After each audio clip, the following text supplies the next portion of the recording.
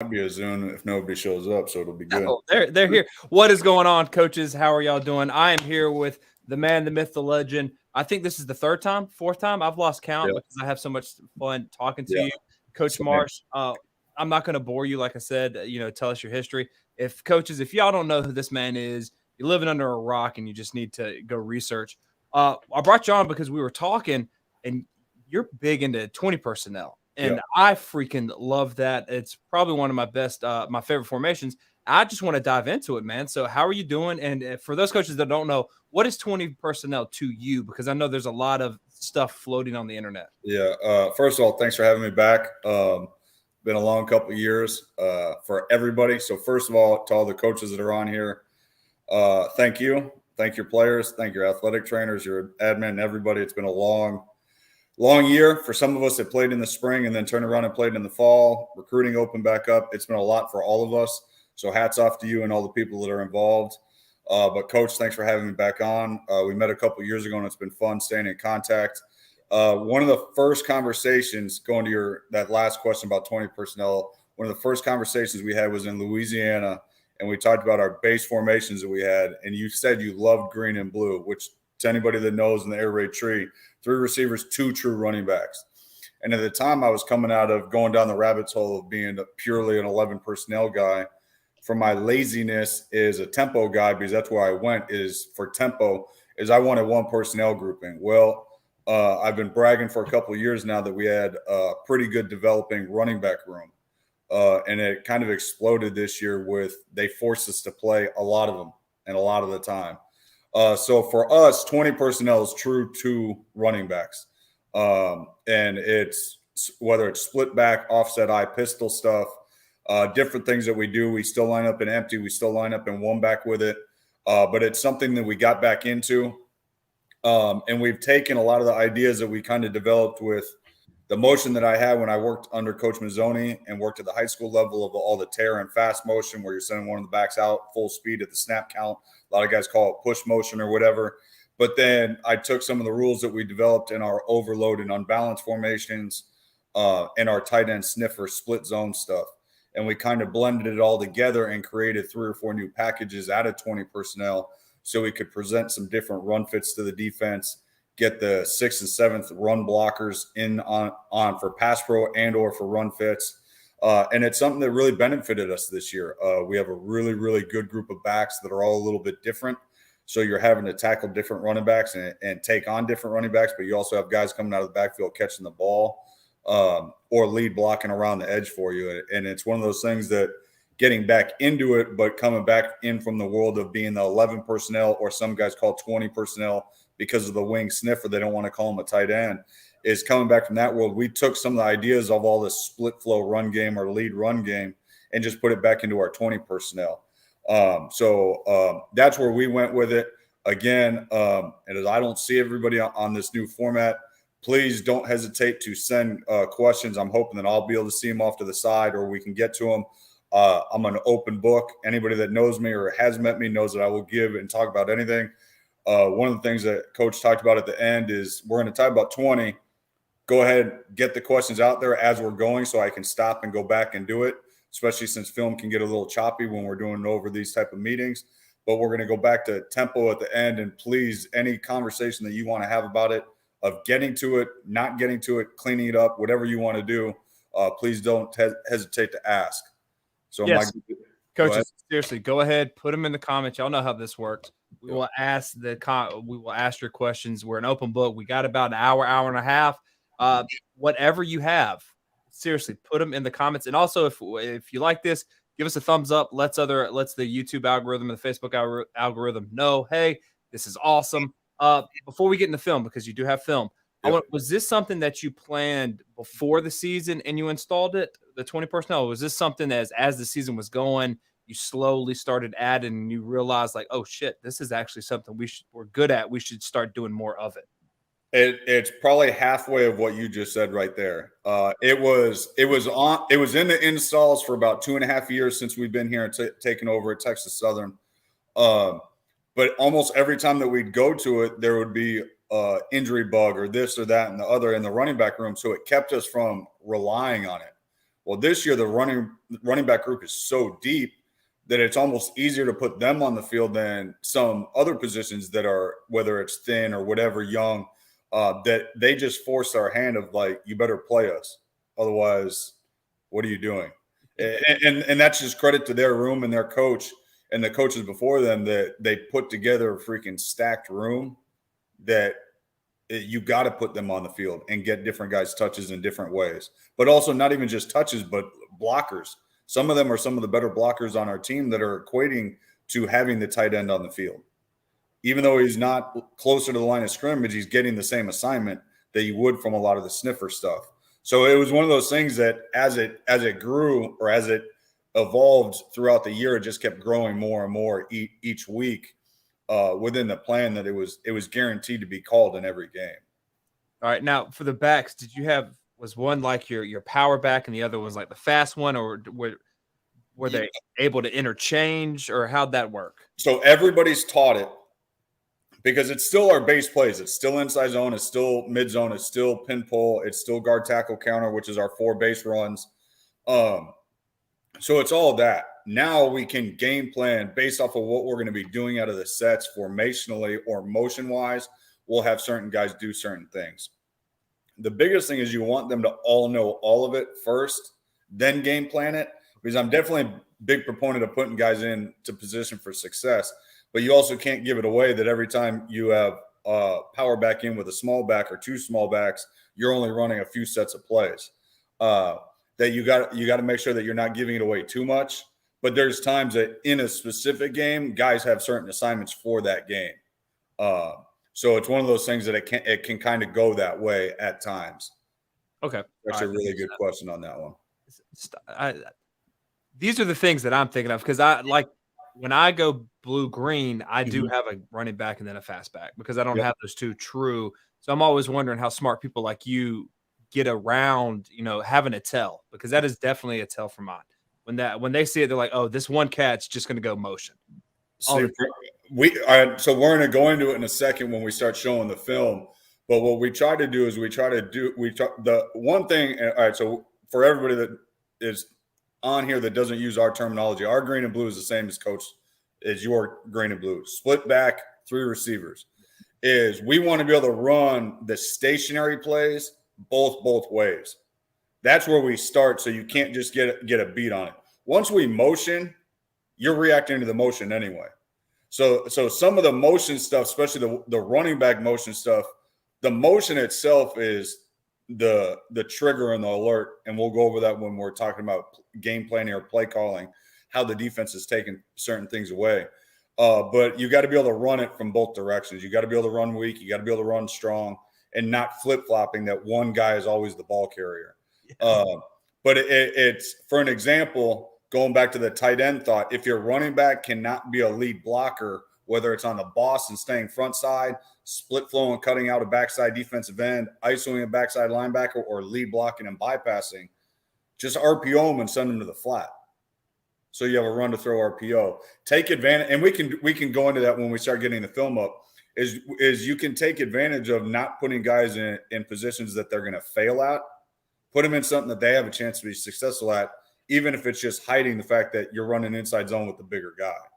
And so that's one of the big things that we do. If we have a guy that we don't believe can block the basics of the assignment, we're going to change up and do it a different way. So if we don't think, when we go get against a dominant defensive end that's going to wrong arm, we're probably going to run more split lead zone than we are split zone with a guy coming back across to try to dig out the end.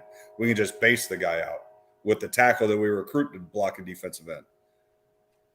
So that's kind of some of the stuff that when we start putting guys in and start thinking about personnel, that's where some of the questions go.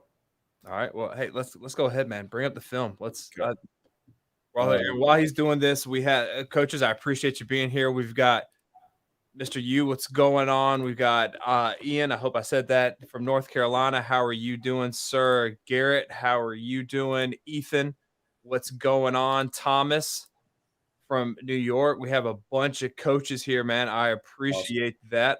So here we go. Let me bring that up. There you go, man. Let's go. what do I do? Minimize that? Okay. Mr. I don't even want to do that. I'll bring it up so you don't have to do that right about there. rubbing the shovel option out of green and blue. It's nasty. Yes. Are you talking about like all the way back in the Utah days of speed option with shovel underneath? Yes, we've toyed with that in the past, not since I've gone back to it. Garrett Falls, I will be going to that towards the end of using tempo. It's one of the last things that I have in here is tempoing out of it, but it's the same as anything else. You just have to have your package built for 20 personnel tempo. Alex, yes, that's a great job right there because we actually did that quite a bit this year is lining up in our 10 personnel sets, even though we were in 20 personnel, especially because they are already used to the wide receiver or the quarterback mesh points for some of our power read or inverted read stuff that we would just leave them in as a wide receiver and run the fly sweep with them. To give it an appearance that we're running that out of 10 personnel. Yes, we will personnel package them, but it's normally game plan specific more than it is personnel packages. Look at that. Look at us right there as the producer just bringing it up and then throwing it on there. That's fantastic. That's how we do things. All right, so here's the film. What do you want to show us first? Okay. So so right here, we're going to go back to the basics of what we ran for years and years with Coach Mazzoni, who's been on here before as well, is this is our green fast series, which is the weak side back going in fast motion. Okay, so for us, when we line up and do this or game plan it, all right, we know that this guy's going to be removed. But when we do it, the easiest way to think about this play is 3 receivers with a bubble screen by number 3 or some type of action by number 3. Now, the difference is with the push motion, fast motion, bullet motion, whatever you want, you're going to get indicators from multiple spots here. Okay. So this is the big thing when you're building this system or this package is you got to be able to have planes of vision for the quarterback to be able to see what they're doing. Our biggest thing is if nobody moves or numbers wise, just like uncovered bubbles, nobody moves, give the perimeter swing screen. Okay. If they start to bump, we're getting the numbers back in the box and we're getting back into a 5-man box. Now, but when they want to play in a 6-man box, which you should be against 20 personnel, is how are they going to get the 7th guy in here for when a quarterback is able to run the ball? Or when you remove them, how are they going to get to the 3rd receiver over here? Are they going to spin strong, bump these guys down, bump a guy out, bring the safety down? And these are all answers that we go into the game plan with and got to be able to have answers. So as we go to it, it builds a 3-receiver surface. And I'm sorry that whatever that thing's turning gray for, you saw that the nickel Sam was about to fire because it becomes a 3-receiver surface. And this is why these guys are a freaking top 10 team right now, top 5 team winning the Big 12 championship. They pass it off as the new 3-receiver surface. That guy triggers is this guy has to remove himself because of the 3-receiver surface. So now it gets passed off to this linebacker.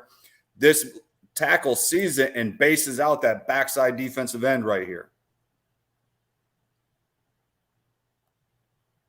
So are you teaching that tackle to look for that? Yeah, so they're taught whoever they're in our terms would be scooping to. If their guy starts to come off the edge, then they're going to base back out. Now that's only in certain variations of our zone. Sometimes we're in a track block it or in mid zone, we wouldn't worry about it. So it all depends on which run play that we're running. Golly. And how do you, okay, so while you're doing this, when you're breaking it down on your installs, is that like an install thing that you cover that day when you're installing this, or is that just something you game plan? As far as the tackle? Yes. No, that's base day one rules of tight zone for us, that if his what scoop back be, so scoop to 2, his 2 goes outside and ends up being a defensive end, that's going to tell us this guy's going to play into us. So we're just going to collect him, keep both guys outside, and try to sneak in right here. Okay. So as you'll see, 96 is trying to cross face, plays into him, and then is able to defeat our tackle for what should be an explosive play because we get hats for hats. We have an extra guy outside the box, but this is why they're a top 10 team. Yeah. Still, though, I mean, that's I like that. Okay, so next one, so motion again. So now here's our GT. So game plan inside run of the week for it. That way we can take care of being a post safety team. And that this guy is coming down weak or going to get high. This guy inserts off the motion, but we should have a guy for him. Tackle or the pulling guard doesn't see it. He's tracking an overhang instead of picking up the safety. But because this guy expands to the new number 3, and this bubble backer is getting over the top for the GT, there's no quarterback player until the high safety. All right. Couple of questions real quick. I like that. Are you teaching your quarterback, hey, if you see, like, what are your teaching points for your quarterback? How did he know to pull that instead of hand the ball off? Because I have a problem. This guy expands, so it's automatic. This guy's dead. Okay. Now it's to the defensive end, which is wrong arming, so there's no quarterback player left. Gotcha. He takes off. Okay. I like that. All right. And then I wish he would get down to Nate wants to know if they have a 4-4 defensive formation, evening out box numbers and perimeter numbers, what are you doing? Okay, so this is an odd team, so this isn't a good one. Let's go through this one. Nate, hold that question, because I think I got a clip of that coming up here in just a second. I like that. And also, Ethan wants to know, what's your running back's aiming point on your inside zone? Inside zone is play side leg of the center, even though we think of it as an A-gap play. A to A is where he's thinking, and he's going to read the A-gap defender. So it's play side or backside, and he's going to fit off that A-gap defender. Okay, so here it is again. Not enough movement over here, so the ball should actually come out here to 23 on the perimeter. As you see, we have 3 on 1.5. Turns out, because we still got numbers in the box, because he saw a 5-man box, because of the way they were run fitting it, they didn't slide over. So we had them. But just one of those scenarios. Now let's get back to the 4-4. Okay, so the equivalent to a 4-4. Weak side safety coming down, backer right here. So in this case, and I don't know, I think we got pin pull right here, which is a classic staple of Coach Mazzoni. All right, we're still reading what this guy does. If he doesn't expand out here off the motion, we're going to throw it out here. He expands, we are going to run back to this side. Now, Nate, where your questions come in is, okay, if we're going to run anything off tackle, mid zone, pin pull, GT, this guy's going to be able to account for the most dangerous of those two in a push crack scenario. But you also have to keep them honest with those situations. So if your guy's already down like this, you got to be able to take care of it in other angles. So right here, we don't get a good angle to him. We get lucky that the ball gets turned inside, and then he's running on a corner, which is who you try to game plan, depending on the corner, to be the guy that you're running on. Slows him down enough to make the tackle. Okay, 36 bumps. Give read for our pin pull. Insert to 20. Trying to get a push crack. And again, 10's having to fit that fast because of the scheme. And that's not exactly what they're always accustomed to doing. All right. Again, they want to play in the box with all 6 and bring that safety down. We should be getting a push crack right here. He's being lazy and just goes to run off, refit that corner. But they bump out with the nickel. He stays in the box. There's nobody for the new number 3. Same play we've been running since I've gotten this play from Coach Mazzoni with Thomas Duarte at UCLA. All right, all the guys that we've had along the way, that it's still the same base way that we're trying to attack. We just have to dress it up a little bit more. That has to be one of my favorite plays. Yes. Right. All right, so let's see. Okay, fast. Okay, so now we're getting into the variations and wrinkles. So the stuff that we just talked about, those 3 plays, is the base ways that we've been running the offense and base way we ran that stuff. So now the complements and game plan adjustments that we kind of developed this year with this group. Got a running quarterback. One of the first talks I had with Coach when I met him and then came on here was using the quarterback as a run threat. So now we're going to go fast, all right, especially with these weak side inserting man teams. Now we're going to go fast, and we're going to go QB sweep towards the fast. So if they don't bump with the fast, he can still throw it. If not, we have them out leveraged to get inside on Q sweep. There you go. And I think that answers right here Mato's question of why do you run? He's found more success running pin and pull to the wide side of the field, not the boundary, and this is your answer to that. Yep. I love that. Right. We got JT O'Sullivan in the house. Those neon beams creating the McKie YouTube halo are glorious. So, man, I'm just trying to be Hollywood like you, JT. Aren't we all? Like you. Thank you for joining. All right, so there's sweep. Okay, so now, again, I'm not going to show all the perfect plays.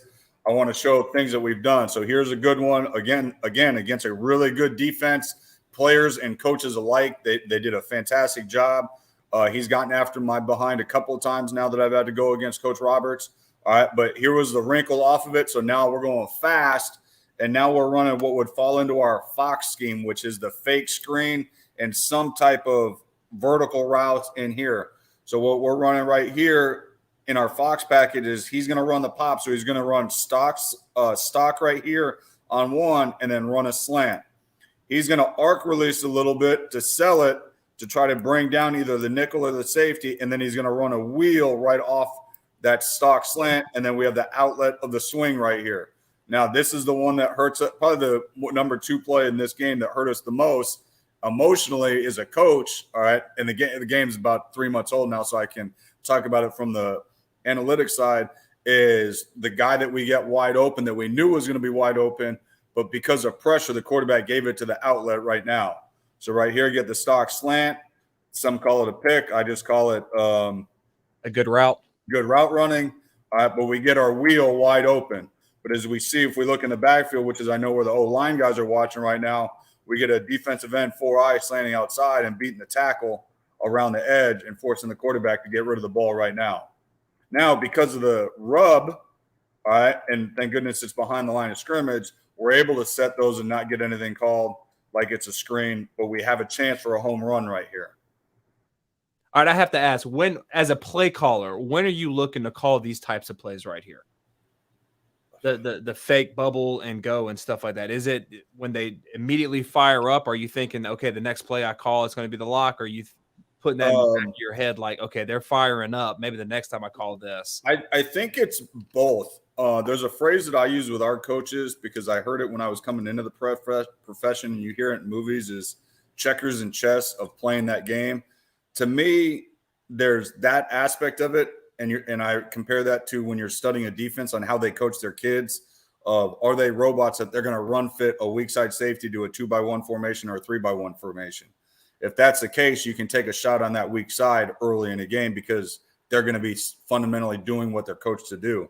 But there's also the human factor. There's going to be times, and every coach on here can tell you, that the player starts doing his own thing or jumping something because he thinks that he has a beat on something. And a lot of times they're right, just like when they know a player is going to be good before we do, or they feel something in a game, is we try to attack it from the human nature when we feel that they're getting super aggressive.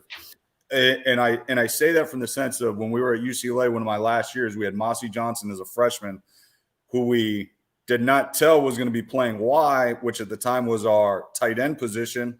And our F was our slot receiver. We slid him into the Y because we had some injuries. And at 158, 165 pounds is playing the hybrid tight end position and having to block on the perimeter for these is the primary edge setter.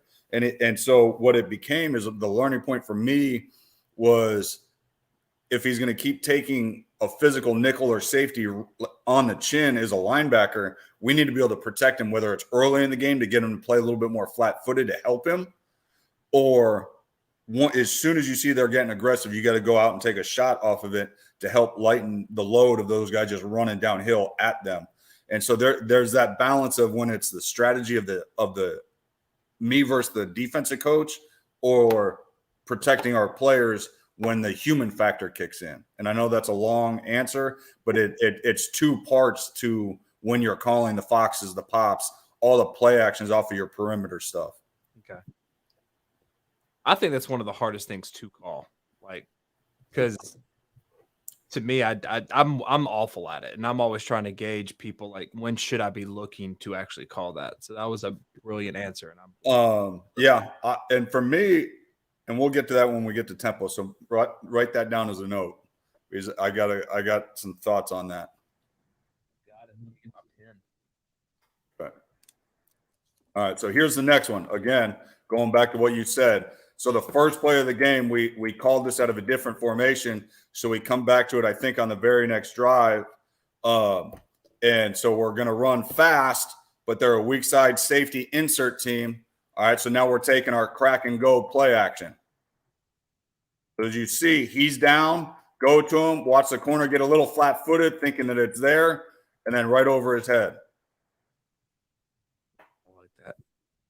Now, is that something like you call within the first drive or the first two drives, just because you know what that corner is going to do, and or that safety? Yes. So this was that when I said when it's the checkers and chess analogy, we knew that they were an insert, what I call a joker safety, that to a single receiver side, they're going to run fit him. So against a joker defense, we want to take one of these early, even if it's just to call it, just to get him to be a little bit slower coming down. So that's one of the big things that we try to do. All right, so I'm going to pause and kind of minimize this real quick. All right, so that's our fast motion series. Was there any other questions that we had right there off the fast motion series? Ian wants to know on those foxes and pops, are those down and distant type plays, drive starters? Everything. Okay. Everything. I love them on second and off schedule because it's complementing your run plays. I love them as drive starters. And again, it goes back to the same thing that we keep talking about. It's two-part. You got to figure out what fits you and what fits your mindset as a play caller. Is we are a run play action team. That's our world. So we're going to RPO a bit, but we're going to run and run and run, and we're going to throw the play action off of it. Okay. And we kind of see to just, complementary football off of all that, and we try to take everything into that case. All right. Next one is, do you cross your receivers on the fake quick screen, or do they do the stock and go? Both. So it all depends on which one we call. So depending on what signal we give for the perimeter screen, which type of screen we give, we can give the same type of signal out there, whether it's cat for cross block, hound, which is then our dog, which is just the base, regular fox, which is always off the inside most guy in a bubble, and then you just break back in from inside out. And then we can throw deeper shots like that last one right there was off of a true play action, not true just run action. Is we can throw flood concepts and we can run Y cross off of it. So it all depends on the depth of the play action that we're throwing. Okay. All right. Jake is talking about Megan the corner, not Megan the Stallion. That's a great. I think she graduates from campus this weekend. So yes. Jared, I'm probably saying that wrong. I'm sorry. Math. Do you run choice routes? And if you do, have you run the choice, but with the receiver looking like he's going to crack first? I have not done that, but I have run choice routes before. Yes. Okay. JT, the best thing about perimeter screens is the fake perimeter screens. I agree. Yes, I like that. Okay. That's it. That's all we got right now. I love two-back, man. There's just something about it. Okay, so what would you say your percentage is? Were you motioning every play, or no? So that's what we're going into next. Is I'm going to use the wide receiver motion where we're creating three backs, and then we'll go into stationary. Okay, I love that. All right, let me bring it back to film. Oh, boom. Good. Okay, so now we have our green, blue FIB. Now we're going to run our quick and ghost motion. Okay, so ghost is just behind, and then quick is through. All depends on the play package that we're using. So now we're just running zone read. And because we don't tag anything with the running back, we get guys chasing the motion, and now we're getting extra hats back to the weak side with a lead blocker if they give us a pull read.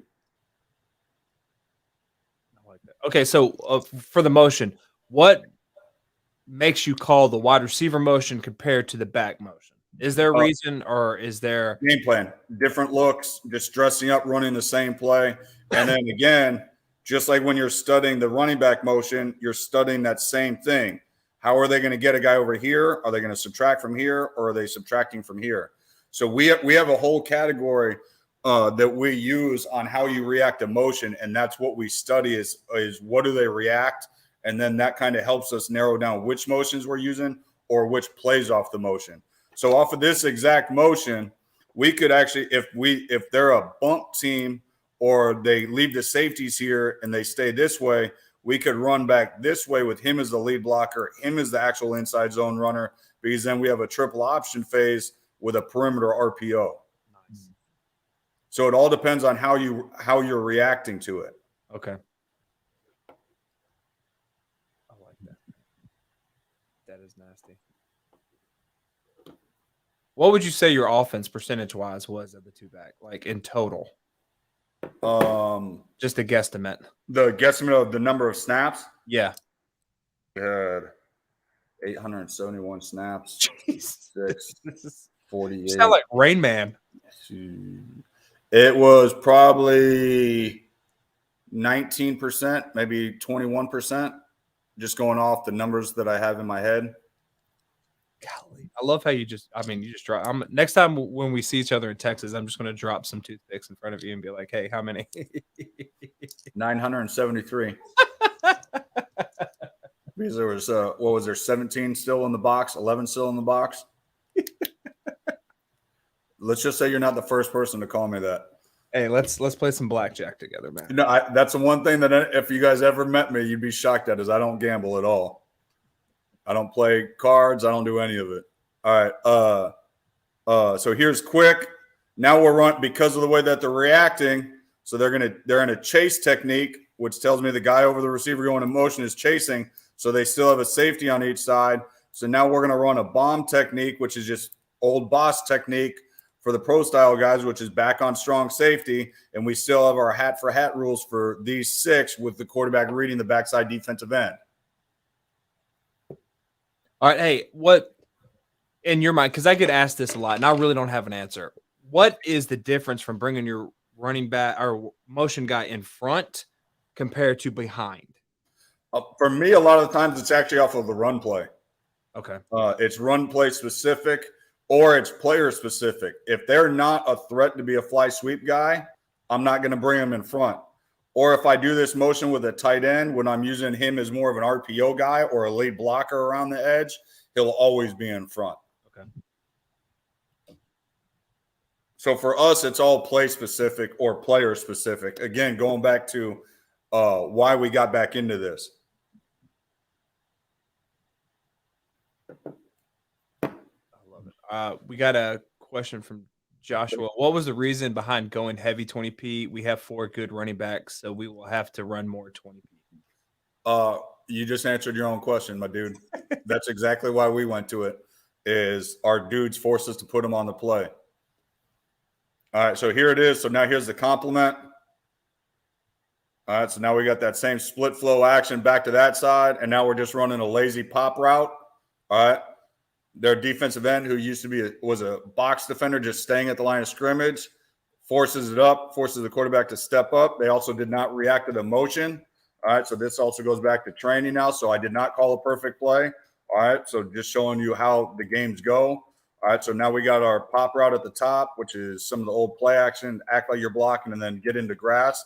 All right, and then the you to me factor on our scramble drill that we do once a week. Just like you draw it up, man. Exactly how I drew it up. Here's what's going to happen. This end's going to come upfield. You're going to slide up in the pocket, run around, and he's going to be in the back corner. You just call that the touchdown play. Yeah. All right. So now here's the next compliment off of it, off the same action of running the bomb technique that we just showed a minute ago. So now it's bomb again, but now so you have the same stock slant up here. And now the play side back, instead of bomb techniquing, he's going to run right off the tail and run the wheel. And then Gator arms it, just misses. But still. Yeah. But and again, you're just making them we've shown this same concept from 3 different angles basically now. And yeah. All right. So when you sit down and you have your base play, do you have like 2 off of that of the base play for every play that you have, or I'm trying so it's not necessarily base play. I see it as looks. Like one of the last conversations we had, actually, I think the last time I was on here is the if then talk about the wing T world is if I do this and they stop me this way, what is my complimentary answer? So when we're putting the game plan together and we put this look in, so green ghost, All right, what are our run plays? All right, well, if they're not going to move or they're going to leave their nickel to the field like they did here, okay, maybe we don't need to use ghosts. We got a numbers advantage. But if they're going to leave it over here and we're going to show the ghost to keep two guys over here, we want to use bomb technique runs because we're going to have a hat here and we're going to have a hat through to the safety because we've taken two out of the play with the motion. So everything goes back to the numbers angles grass rule is we're just trying to create numbers with it. And then within the package, everything is going to have complements to each other. What I like about this is if you watch the film over and over again, you can see the defenders are running into each other because they're so confused. But watch the different reaction. You have 6 guys having to communicate with each other, if not more. And then watch the dance moves that some of these guys have to break out. Yeah. And that's all it is it's for people like me, unathletic dudes that need an extra half a step head start on somebody to be able to get themselves open. And that's where a lot of it comes from. And then you're just hiding that you're running the same play. All right. So again, now here it is later in the year, expanding on the package and going to what we started toying with when I was an 11 personnel guy, which is now we're going to go into the overload formations. All right. So now all 3 receivers are on the same side. All right, nobody over here, which means they got to do one thing. They either got to bring the corner over or they got to check and bring a safety over, which is then misfitting different guys. Now, if they leave the corner over here, you have a corner that's run fitting that's not always a run fitter. Okay, so it's 3rd and short.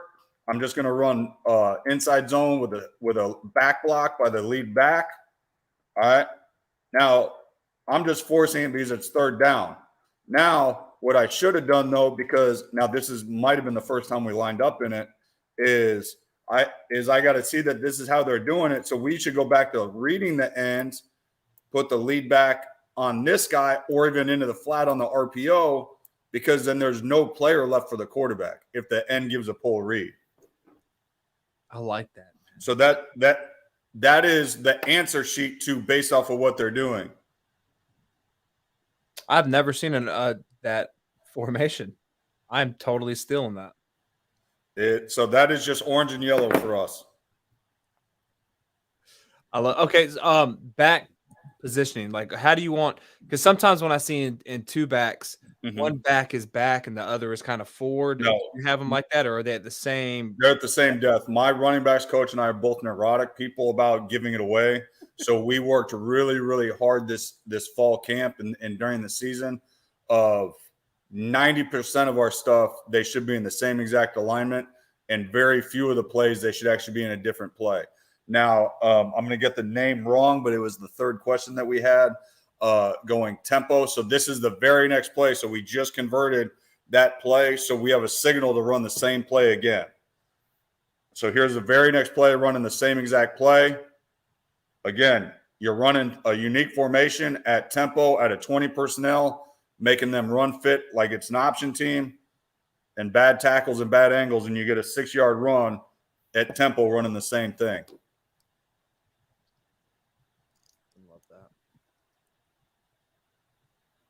And okay, just a hypothetical, if that second back that's cross blocking and kicking out, if he couldn't do that, you would then have him run an RPO instead. Is that kind of your answer? So say we were game planning that we want him running all inside run plays, but we don't feel like this young man can block.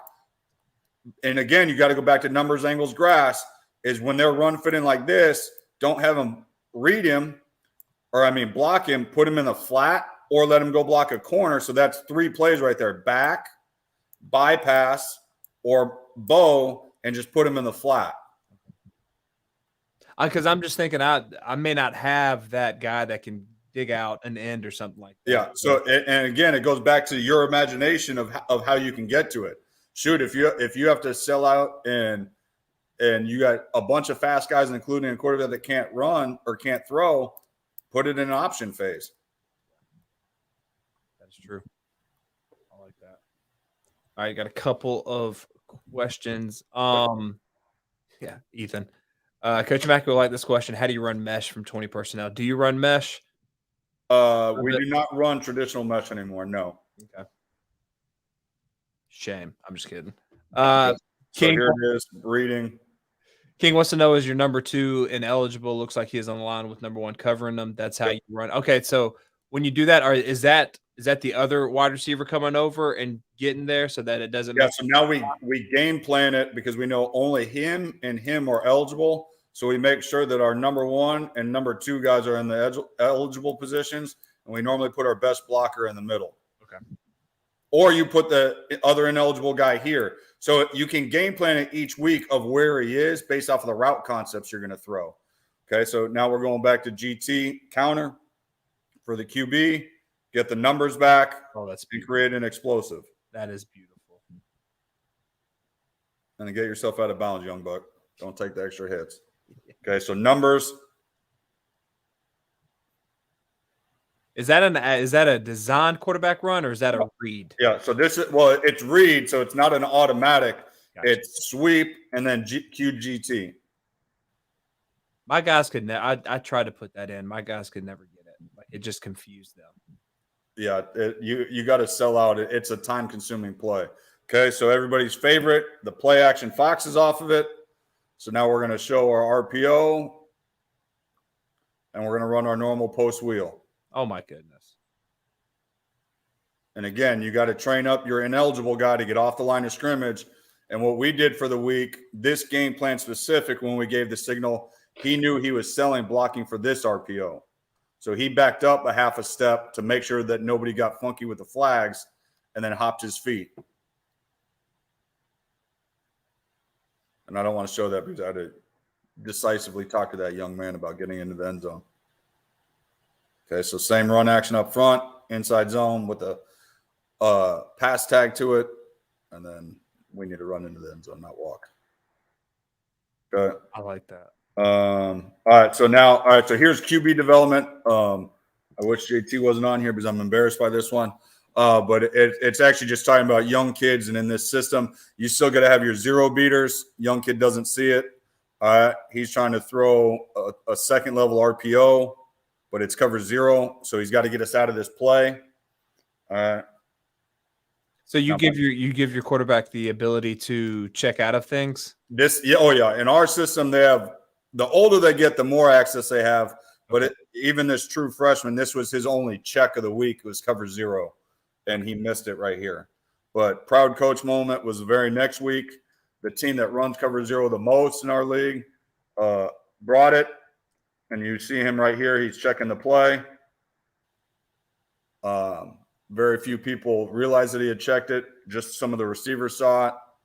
There it is, cover 0 beaters on both sides. Get the ball up and out of his hands.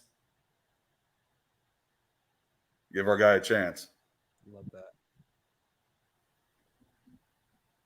That's nice. And don't worry, JT says he loves it. Good.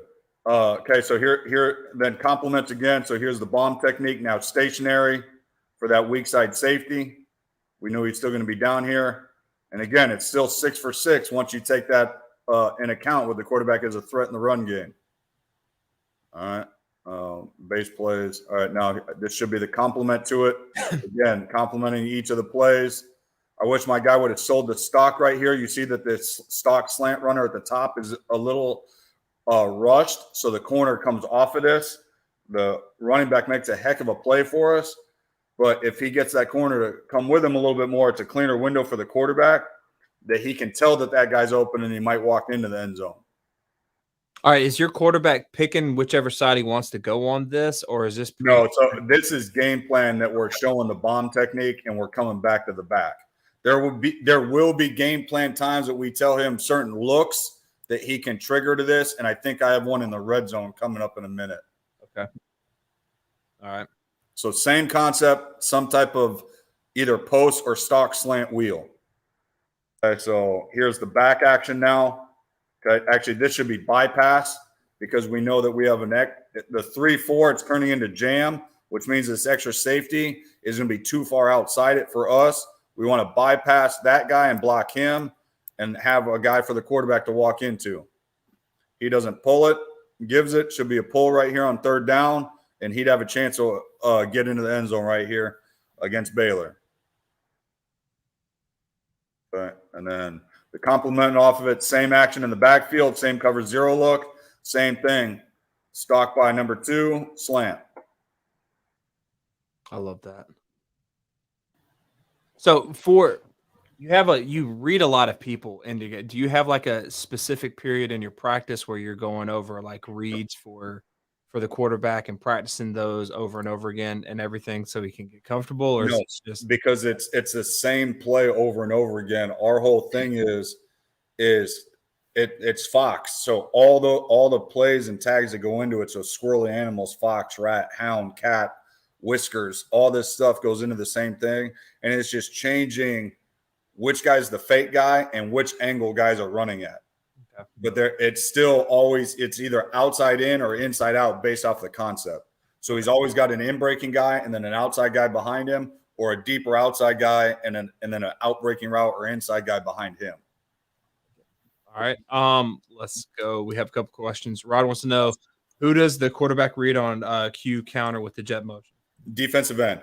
So it's almost in the Urban Meyer, Dan Mullen world of it's inverted runs or bash runs, where the back is now the outside runner, which the quarterback would be if he pulled it on regular inside zone. So it's still just the defensive end. Okay. I like that. And what techniques do you use to best identify defensive looks? Like how do you break down stuff like that? Without giving away the trade secrets. We break it down in really about 4 categories. Box, which is the front and the linebackers. We have code words that break into about 6 categories that way. Then we have zero, post, split, and cyclone, which is our shell. And then, so those are the 2 words that I get every play from the guys in the box. And it tells me where 9 of the 11 guys are. And if you have corners lining up properly, they're on the field. So now I know where all 11 guys are. Even at my height disadvantage, I can tell where everybody is. But and then we game plan, and we have code words for how you react to the motion. So we have bump if the linebackers are bumping, spin if they're taking a low guy high and a high guy low, rocking and rolling. Spinning is from split safety down to post safety with one guy coming down to the new receiver. Rocking and rolling is low guy going to the high guy going to the low guy. And then chase, which is somebody specific chasing the guy. And our guys just learn that over time. But we don't put we come from the Leach tree. We're not going to make them overthink it too much. We're chasing grass first. Then as they start, their brain starts to slow down and understand the offense, then we go more into the depth of the defense. How long does it take your kids to get it like in the system before they get to that stuff? They know it before they are able to speak it, but they've mastered it once they can speak it. Okay. The speaking it phase that I have found for me so far has been the last thing that they're able to do. They don't realize that they know that it's what we would call an uno. They just know it is, so they know that they're supposed to run the ball. They couldn't come over to tell me that it was uno, but they can come tell me it's a 5-man box and they're running the ball. Okay.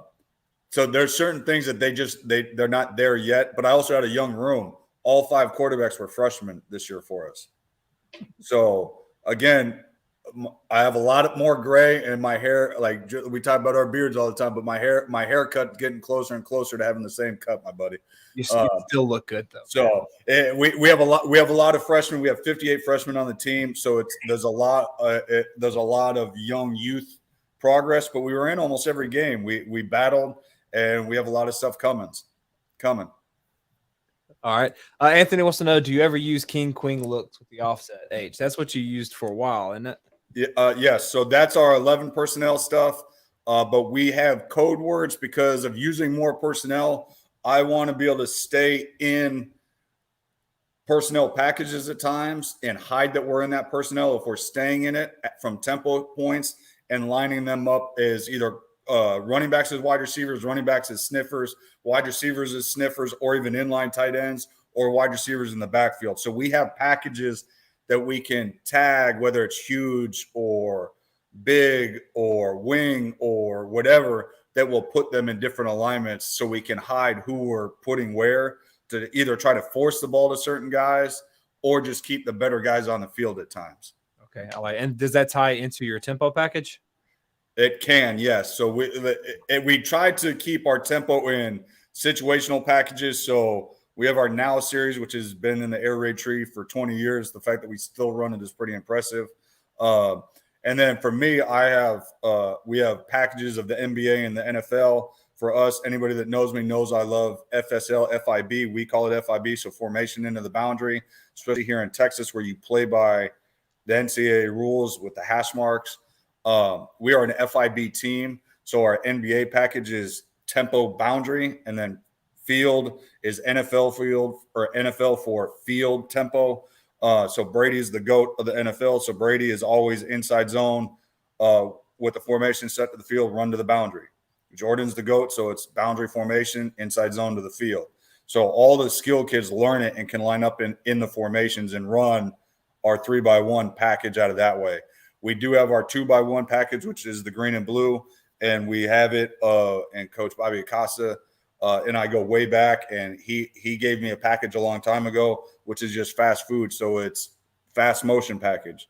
No matter if you're 10 personnel or 20 personnel, your H lines up in the backfield and goes in fast motion, and you have your run plays off of it.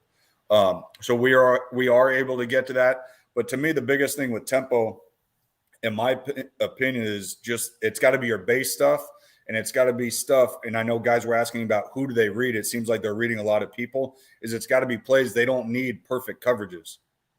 Like perfect example, having JT on here, you have to master some of the stuff that he ran and has talked about on his show because of the precision of it. The routes that we're using at tempo, you don't need to know where everybody is. It's inside, outside, down, or it's going to one guy. That's we're not as precision based at tempo. We're taking a shot at it again off the human factor. So as you saw on most of those, either somebody's wide open or the ball's going to the check down right now. And there's times they got us this year. My guy just pulled the ball down and ran around. Like there's time they have coaches too. They have scholarship players too. There's going to be times that we run into the brick wall. I'm just not trying to tear up equipment by doing the same thing over and over again. I like that because sometimes as coaches, we don't give the other side respect. Oh, no. We think, and I'm the same way. You're the same way. Everybody that calls offense is the same way. Like, hey, we should score every single time this play. It's an automatic. Yeah. So, okay, getting into that, you say the tempo is it now package based? So what is your normal, like, because I know you used to be, you come from coaching Mazzone and everything like that, like really fast. Are you still really fast between your play calls, or yes. how have you evolved? Well, if we get a first down, we're going. Okay. If we get into situational first down or situational play after tempo started, we will slow it back down. If we have to substitute, we will change it and manipulate using motion or substitutions to try to recreate tempo to get another first down. Because for us, it's almost like starting the drive over again. Okay. But our biggest thing is we want to go fast once we get that first down. As cliche as that is, that's who we are. We want to go. So like that's our biggest thing is we want to go once we get going. So we have our plays, our foxes, our locks, our nakeds, our sprint outs, our verticals, and our inside outside runs that we feel we can run at tempo, but we still game plan them. Like, is it more of a mid zone week or an inside zone week? Is it a Q sweep week? Like when I was at Campbell, Q sweep was our number one tempo play. For us, I'm going to have a core 8 to 10 that are always in. And then every spring and fall camp, I'm going to adjust them based off the players that we have. Like, I'm not going to make a kid that can't do something keep running a play because I think it's fantastic. All right. So go ahead. Inside zone and mid zone, what's the difference for those coaches, including myself? I'm telling myself. For me, inside zone is A gap to A gap. Okay.